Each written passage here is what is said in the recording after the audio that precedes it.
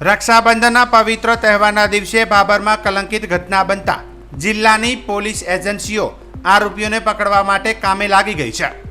જેમાં પ્રાપ્ત માહિતી મુજબ બાબર શહેરના રોલિયા નગર પાસે ખેતરમાં રક્ષાબંધનના પર્વના દિવસે બપોરના સમયે સાધ્વીજીઓ લઘુશંકા જવા ગયા હતા। ત્યાં અચાનક અજાણ્યા બે શખ્સો આવી સાધ્વીજીની છેડતી કરવાનો પ્રયાસ કર્યો હતો, પરંતુ સાધ્વીજીઓએ બૂમાબૂમ કરતા બંને શખ્સો નાસી છૂટ્યા હતા। બાદમાં સાધ્વીજીઓ દ્વારા જૈન સંઘને આ વાત જાણ કરાતા તાત્કાલિક જૈન સમાજના લોકો એકત્રિત થઈ ગયા હતા। છેડતીની ઘટના વાયુવેગે શહેરમાં પ્રસરતા મોટી સંખ્યામાં જૈન સમાજના આગેવાનો પોલીસ સ્ટેશન દોડી આવ્યા હતા। બાબર પોલીસ મથકે પોલીસને લેખિત જાણ કરતા પોલીસ દ્વારા તપાસના ચક્રો ગતિમાન કરવામાં આવ્યા છે। ત્યારે બનાસકાંઠા જિલ્લાની પોલીસની અલગ અલગ એજન્સીઓ દ્વારા આરોપીઓને પકડવા માટે કામે લાગી ગયેલી હતી, જેવી કે Babar local police team, Deodar ASP કચેરીની ટીમ, બનાસકાંઠા એલસીબીની 2 ટીમ, ડોગ સ્ક્વોડ, એસઓજીની ટીમ, એફએસએલ સાથોસાથ અલગ અલગ પોલીસ ટીમોએ તપાસ હાથ ધરી છે। તેમજ પોલીસ દ્વારા સ્કેચ પણ જાહેર કરવામાં આવેલ છે, જે અંગે બનાસકાંઠા એસપી તેમજ બાબર પીએસઆઈએ કોન્ટેક્ટ નંબર જાહેર કરી સંપર્ક કરવા જણાવાયું છે।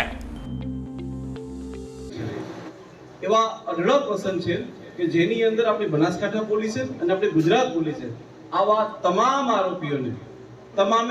આરોપીઓને જેલ ભેગા કર્યા છે। અને માત્ર જેલ ભેગા કર્યા છે એટલું જ નહીં, ત્વરિતમાં ત્વરિત એ લોકોને ન્યાય મળે એના માટેની તમામ વસ્તુઓ કરેલી છે અને આવા લોકોને સજા બી પડેલી છે। હું આપને આપણા બનાસકાંઠા જિલ્લાની એક બીજી વસ્તુ જણાવી દઉં। આપણા દરેક પોલીસ સ્ટેશનની અંદર અમે લોકોએ સી ટીમની રચના કરેલી છે। આ સી ટીમ જે છે એ તમામ સ્કૂલ કોલેજીસને કવર કરે છે અને આપને જાણીને એવો આનંદ બી થશે કે એવી ખૂબ જ ઓછી ઘટનાઓ છે કે જેની અંદર એવી વસ્તુઓ સામે આવે છે કે જેમાં માટે જે કાર્ય કરી રહ્યા છો એ ખૂબ સુંદર છે। પણ મારી એક નાનકડી રિક્વેસ્ટ છે, સાહેબે કીધું એમ કે તમને કોઈને પણ ક્યાંયથી એક પણ વસ્તુ જાણવા મળે કે 20% બી અમને શક છે આ હોઈ શકે, તો મેં મારો નંબર પણ શેર કર્યો છે, બાબરના તમામ ગ્રુપોમાં મૂક્યો છે।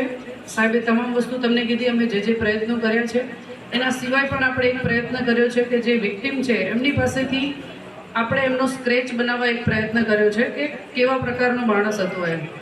તો એમણે જેટલું બી એમના મગજમાં યાદ હતું એના આધારે આપણે એક સ્ક્રેચ 2 બનાવ્યા છે, જે આપણે દરેક ગ્રુપોમાં મૂક્યા છે। એમાં પણ નંબર મૂક્યો છે, અગર કોઈ રૂબરૂ નથી આવવા માંગતા તો ફોનથી પણ માહિતી આપશો તો તમારી ઓળખ ગુપ્ત રાખીશું। ક્યારેય કોઈ સમક્ષ અમે રજૂ નહીં કરીએ કે ભાઈ આ વ્યક્તિ અમને નામ આપ્યું છે।